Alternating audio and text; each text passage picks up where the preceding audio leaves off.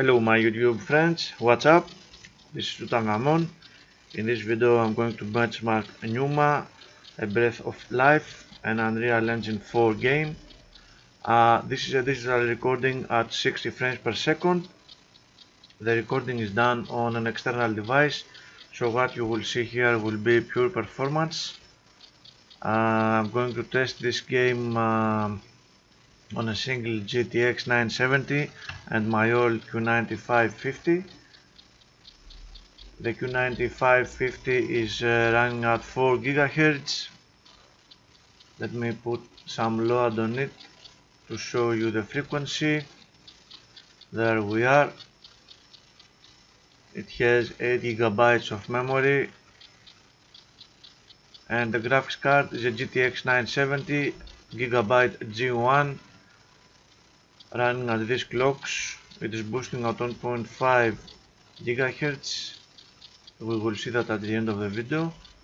I'm going to use fraps to gather frame rate data and we will see the result in this file. So let me start real temp for some CPU temperature monitor and I'm launching the game.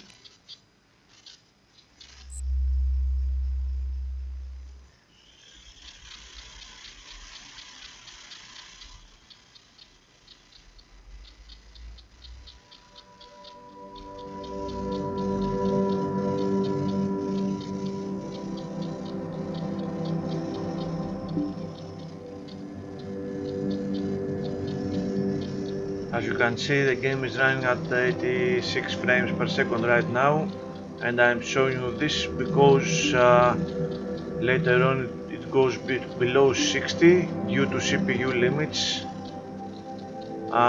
Here are the options I'm using: 1080p resolution, everything is enabled, not too many options. And for this benchmark I'm going to use chapter 5. You will see that the frame rate drops immediately.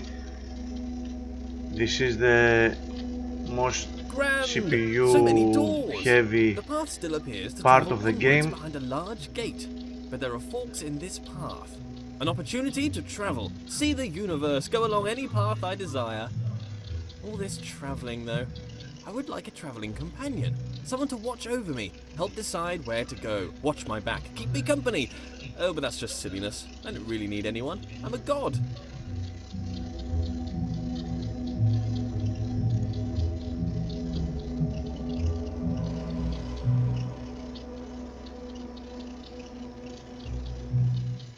This world has rules, clearly. For one, I cannot walk through walls, which is disturbing. You'd think if I was a god, I could do what I wished. For the most part, I don't appear to be in control. Perhaps my subconscious is keeping the world in shape. Subconscious. A powerful part of mind, all along unobserved, subtle. I wonder what resides in this subconscious. Those thoughts that I'm not aware of. Not all of my decisions are wisely made under the full power of cognition. Some decisions are made outside of the conscious self. I seem to observe a lot of my actions with little or no control over them. I must still own these actions.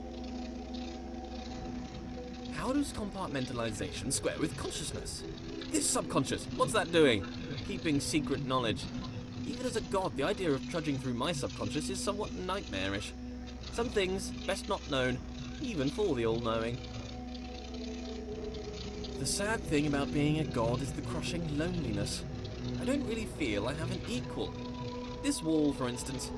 Don't get me wrong, he's a smart-looking wall. I enjoy being around him. But he has little of interest in conversation. Very flat personality. Like the bridge from earlier. Very anthropomorphized. Will you shut up, my friend? Machines. The bigger the machine, the better. This is my idea of heaven. There's something about a giant machine that screams godlike. Me and my machines, animated, as if alive, but really just acting inside a closed system. They give the impression they are full of life, but they are just wheels and cogs that turn in time. Ticking, clicking, and clacking contraptions.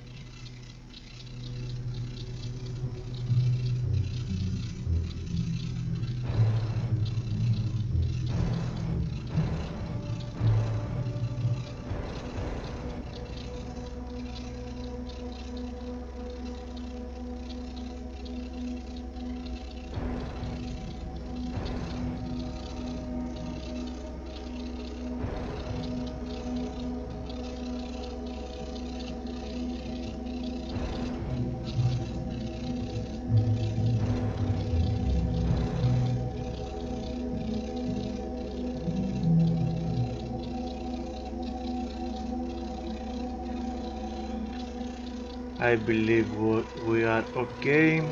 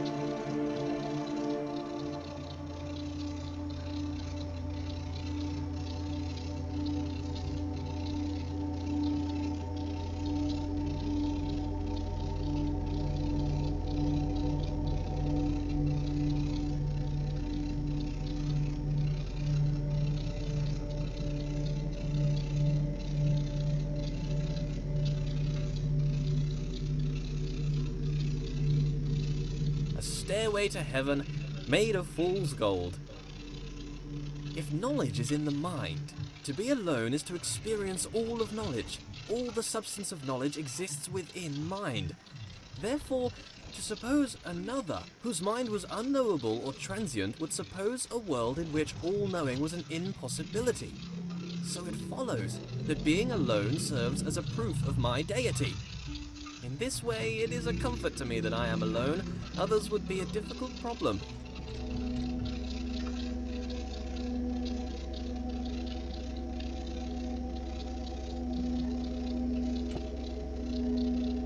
Being alone is important. If one does not hear both parts of a conversation, one cannot have a full idea of what is discussed. To be alone is to know the whole story. But still, this world seems to attempt to communicate something. The world is filled with part conversation. The writings on the walls themselves. Let there be yet more light. Being alone can serve as a comfort. If there's no one can hurt you. But perhaps that's a bleak outlook. There must be joy that comes from others. Praise, they can offer praise. As a god, praise is something I can relate to. Not enough praise at the moment. Worship wouldn't go amiss. But if there were others, they might attempt to belittle me, bring me down to improve their own relative status, accuse me of pride, narcissism, pretentiousness, or grandiose self-referential commentary. Nonsense. Pretension implies there is a lack of thought. The pretense of thought. I've thought long and hard about how brilliant I am. It doesn't take a genius to see that I am a genius. Comparative statements are somewhat redundant when you're the lone wanderer of the universe. I think I'd like a goddess to share this with. We could walk around and talk about gold, perhaps waste away the time discussing how brilliant I am. She could bask in my intellect and compliment me on my immense wealth. Perhaps she'd look like me too. Obviously she couldn't be as handsome, that would be unthinkable. Could I create a goddess more majestic than myself? Could I create a rock that I couldn't lift? Well, apparently I can create doors I cannot open. What does a goddess do though? Quite clearly, I'm busy doing all this god stuff.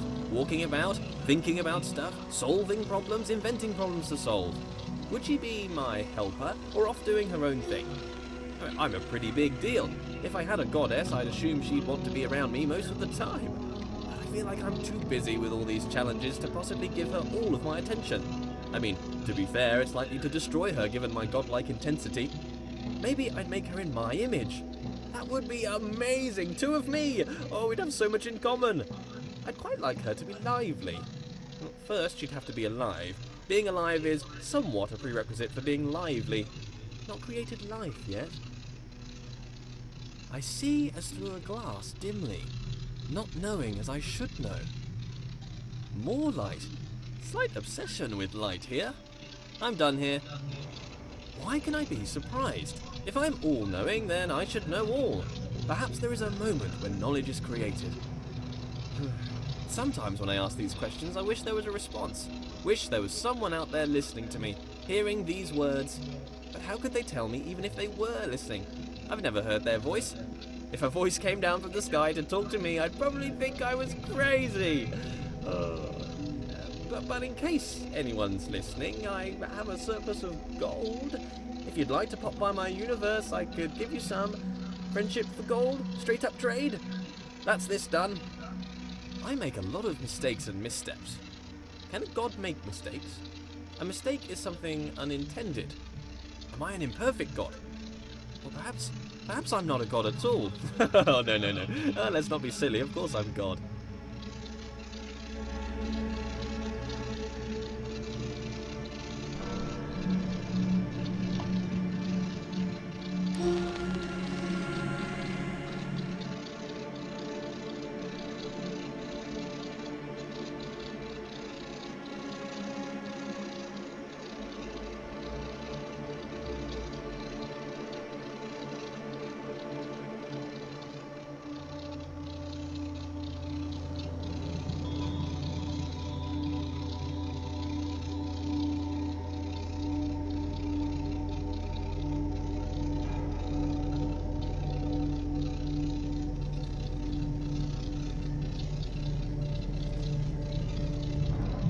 Still no companion. And we are done here. This game, here's some nice puzzles. Let's see the temperature first. 68, 60, 59, 60. Task manager shows medium to low activity on all cores. Still the game is quite CPU limited. The benchmark result was 56 frames per second, still quite playable. And let's see MSI Afterburner. We have consistent frame rate and frame times, no problems here, but still it was below 60 frames per second. The reason is, as you can see, the GPU usage was far from maximum. This game has a frame rate limit of 120 frames per second, but it was a long way from that. I have seen it running quite a lot better on my Core i5, that's why I made this video. I believe I will have a much better score on my Core i5. I will do the benchmark in a few days. RAM usage 1.9 gigabytes, temps 1.5 gigahertz for the core clock. I'm surprised that it did not drop. The GPU usage was very low. Anyway, 1.5 gigabytes of video RAM, power a little above 63%, not bad, and the rest of the stuff. Okay guys, I hope you like this video. Thank you for watching.